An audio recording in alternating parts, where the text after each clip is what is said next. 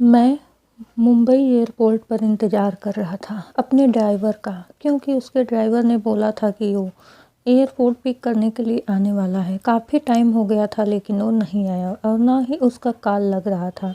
कुछ देर बाद मेरा ही फ़ोन भी स्विच ऑफ हो गया क्योंकि चार्ज नहीं था। इंतज़ार करते करते बहुत टाइम हो गया तो मैंने सोचा कि टैक्सी से ही चला जाए। फिर वो अपना सारा सामान लेकर मैं एयरपोर्ट से बाहर निकला और टैक्सी की राह देख रहा था कि कोई आए।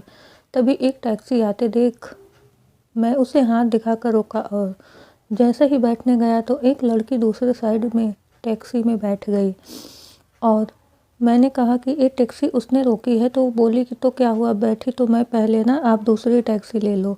मैं फिर उससे कहा कि आपको किस तरफ जाना है। उसने कहा मैं कहीं भी जाऊँ, आपको उससे क्या मतलब।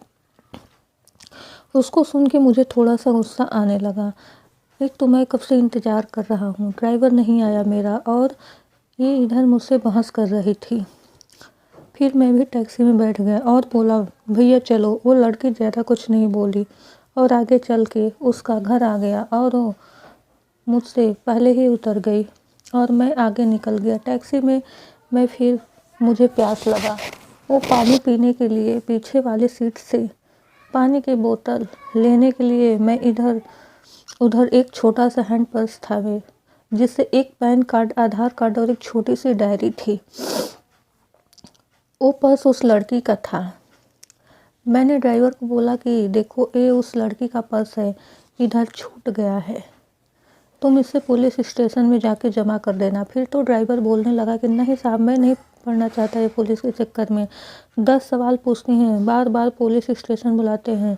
मैं ठहरा एक ड्राइवर, दिन भर गाड़ी चला के कुछ पैसे कमाता हूँ। अगर पुलिस स्टेशन के ही चक्कर काटते रह गया तो खाऊंगा क्या। साहब एक काम आप ही कर दो, आप पुलिस स्टेशन जाके जमा कर दो। फिर विकास ने सोचा ठीक है, मैं एक जिम्मेदार नागरिक होने के कारण एक तो कर ही सकता है। और फिर विकास का घर आ गया। विकास ड्राइवर को उसका भाड़ा देकर उतर गया। विकास के घर में उसके अलावा उसके मम्मी पापा रहते थे। विकास उनसे मिला, उनका हाल चाल लिया और पूछा कि ड्राइवर आया क्यों नहीं एयरपोर्ट पर मुझसे लेने। तो माँ ने बताया कि रास्ते में गाड़ी ख़राब हो गई तो उसने तुम्हें कॉल किया लेकिन तुम्हारा फ़ोन ऑफ था, तो उसने घर पर कॉल करके बताया कि वो गाड़ी ठीक करवाने के लिए जा रहा है। नमन ने तो कहा ठीक है और मैं पहले कमरे में चला गया आराम करने। जब न शाम को विकास सो के उठा तो अपना कमरा ठीक करने में जुट गया कि बहुत बिखरा हुआ था। तभी विकास को उस लड़की का पर्स दिखा जो उसमें गाड़ी में था। विकास ने सोचा, उसे खोला तो उसमें डायरी था। उसे निकाल के देखा, उसमें कुछ फ़ोन नंबर लिखे हुए थे। उसमें एक पूजा विकास ने उस नंबर पर कॉल किया और उससे बोला कि मुझे एक पर्स गाड़ी में मिला, ये डायरी है, उसमें तुम्हारा नाम और एक पैन कार्ड और एक आधार कार्ड भी है। उसने पूछा कि आधार कार्ड पर क्या नाम है। विकास आधार कार्ड पर देखा और बोला इस पे नाम अनीसा। तो सामने से वो लड़की बोली हाँ ये मेरी दोस्त का पर्स है, वो मुझे बोली थी कि उसका पर्स कहीं खो गया है, मैं उसे बता देती हूँ और उसका नंबर भी दे देती हूँ, वो आपको कॉल करके ले लेगी। विकास ने कहा ठीक है। थोड़ी देर बाद एक नंबर से कॉल आता है। फ़ोन उठाते ही सामने से एक लड़की बोलती है मेरा पर्स आपके पास है। विकास ने कहा आप कौन। वो बोली वही जिसका पर्स आपके पास है, जिसमें मेरा बहुत कुछ सामान है।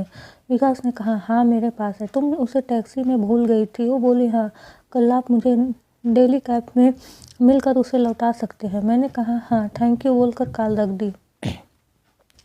अगले दिन विकास कैफे गया उसका पर्स लौटाने के लिए। विकास सही टाइम पर पहुंचा था लेकिन वो लड़की लेट थी। विकास रुका था उसके लिए।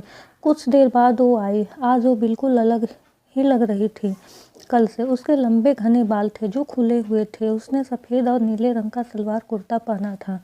कानों में सुंदर से झुमके थे। विकास उसे देखता ही रह गया और धीरे धीरे विकास की तरफ चली जा रही थी। विकास का ध्यान ही नहीं था, वो बस उसे देखता जा रहा था। फिर वो बोली हेलो, ध्यान कहाँ है आपका, मैं कुछ पूछ रही हूँ। तो विकास जल्दी से उठा और बोला हाँ आओ, मैं तुम्हारा वेट कर रहा था। वो बोली हाँ सॉरी, मुझे थोड़ा लेट हो गया। विकास बोला कोई नहीं ठीक है। फिर विकास ने कहा कॉफ़ी। वो बोली सॉरी अभी नहीं, मैं थोड़ी जल्दी में हूँ, आप मेरा पर्स दे दो, मुझे जाना है। विकास ने कहा हाँ दे दूंगा, थोड़ा बैठ के कुछ बात तो कर ही सकते हैं। वो बोली ज़रूर, लेकिन आज नहीं, फिर कभी। मैंने कहा ठीक है, लेकिन याद रखना अपनी बात पर अगली बार साथ में बैठ के कॉफ़ी पीना पड़ेगा। फिर मत कहना आज मैं जल्दी में हूँ। वो बोली हाँ ठीक है, अब मेरा पर्स दे दो। विकास ने उसका पर्स दे दिया और बोला मैं तुम्हें कॉल कर सकता हूँ ना अगली बार मिलने के लिए। वो बोली हाँ, और वो चली गई। विकास कुछ देर वहाँ रुका और वापिस चला गया। विकास पूरी रात उस लड़की के बारे में ही सोचता रहा। विकास उसे भूल ही नहीं पा रहा था। विकास को उसकी हर एक बात याद आ रही थी। अगले दिन विकास के कुछ दोस्त मिले और वो उससे बोलने लगे कि चल आज पार्टी करते हैं, बहुत दिन हो गए हैं, हम दोस्तों ने पार्टी नहीं किया।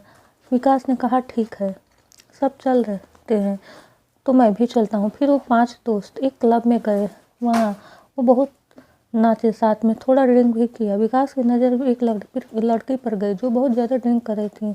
विकास ने ध्यान देखा तो वही कहीं नहीं, वो वही लड़की थी। आज तो बहुत ही अलग लग रही थी। कहाँ उस दिन वो विकास से मिली थी तो सलवार कुर्ते में थी और कहाँ आज से स्कर्ट टॉप में थी और ड्रिंक कर रही थी। विकास तो बिल्कुल ही चौंक गया उसे देखकर।